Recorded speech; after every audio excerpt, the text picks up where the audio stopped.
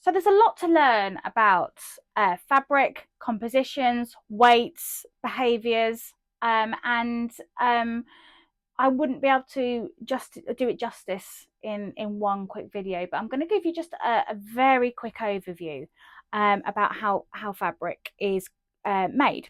So in a very general sense, there are two types or two categories of fabric. There is the woven side of stuff, so it's where you've got single threads that have been woven together at 90-degree angles, and then you've got fabric that has been knitted together, and that creates a stretch. So you often hear it referred to as stretch fabric. And I've spoken about woven fabric and how it's very nice if you want to do something structured. However, if you want to do something with a bit of stretch to it, and in all honesty, most modern day clothes have stretch to it, you will look at getting a knitted fabric. And this is how the fibres have been intertwined to create natural stretch.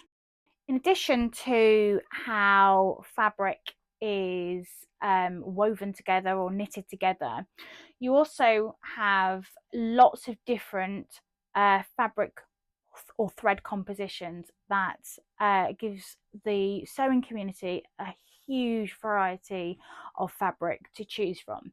And there are fibres that have come from natural sources, so your cottons, your linens, your hemps, your silks, and then you've got synthetic man-made fibres, so your polyesters, your scubas, etc., etc.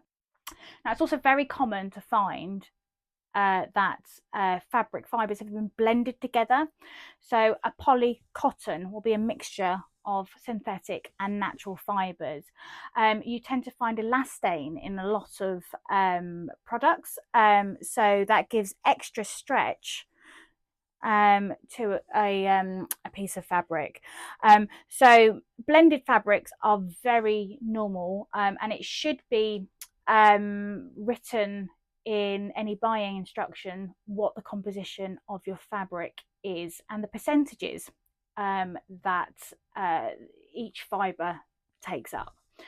So yeah, so there are synthetic and there are man-made.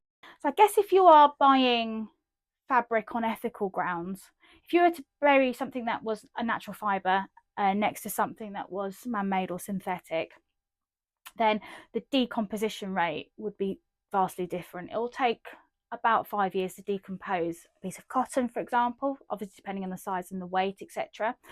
And about, well, between 250 and 2,000 years for a man-made fibre. So that's something to be considered. But there is a lot of fabric that pre-exists. So you don't actually have to go and buy shop-bought fabric. There's lots in charity shops. You get lots from duvets and sheets and curtains, and actually you can find fabric in great quantities at a very, very cheap price if you go searching for it. So that's a very quick overview of the fabric and its compositions, and we will talk about fabrics in more detail as we go through the course.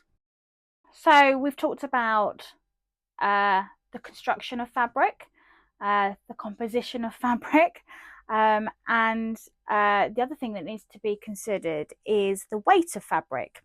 So much like paper and cardboard, fabric is weighed in GSM, which is grams per square meter. So you will be able to assess how heavy a fabric is, particularly if you're buying it online and you can't feel the fabric.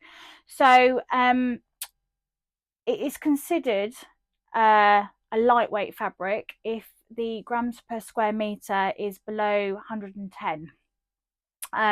So you're looking at your very lovely drapey fabrics, your chiffons, your crepes, fabric that is normally quite drapey, yeah, so this will be considered a lightweight fabric.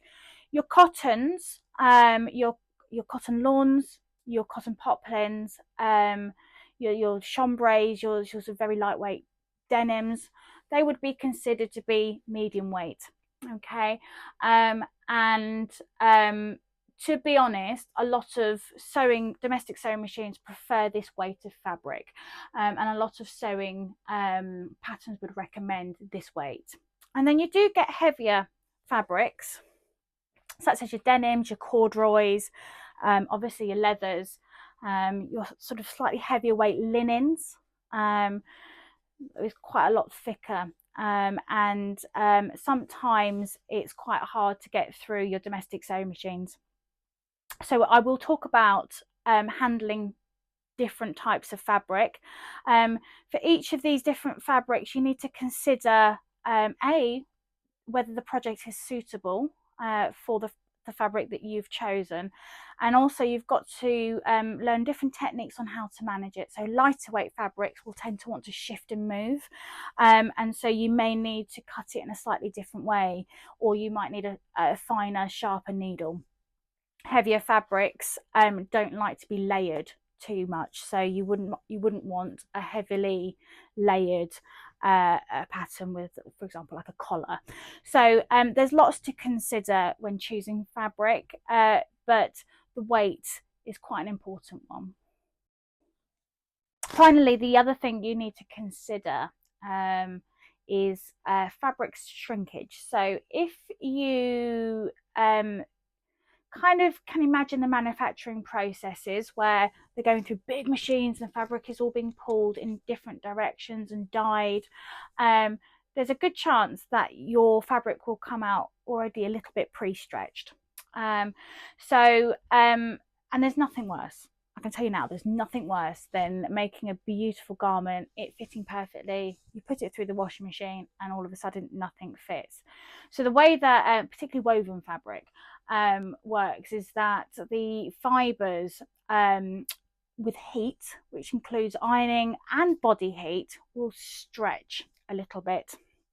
They will relax down with the heat, and the moment that you apply water to it or steam, it sort of draws those fibres back up, and so that's the shrinkage that it is referring to.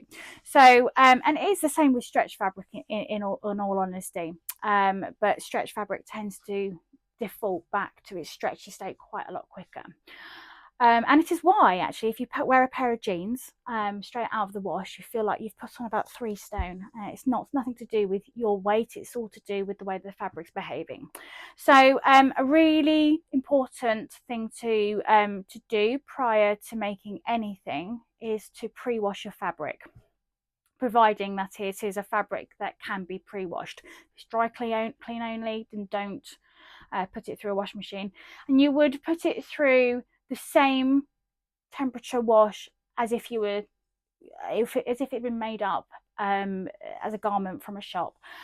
So if you're working with cotton, you might want a 40-degree wash. So you want to pre-wash your fabric prior to it, so it's pre-shrunken. If you don't have the capacity to do that, then you can steam iron it, and that will do the same thing. But shrinkage is incredibly important. The other thing to consider is the drape of a fabric. So if you think about how temperature might affect the size and the width of the fabric, gravity will also play an important part. So a really good tip is that if you're making a garment, to leave it to hang so gravity can do its thing overnight before you hem it, just so you know you've got a consistent straight edge.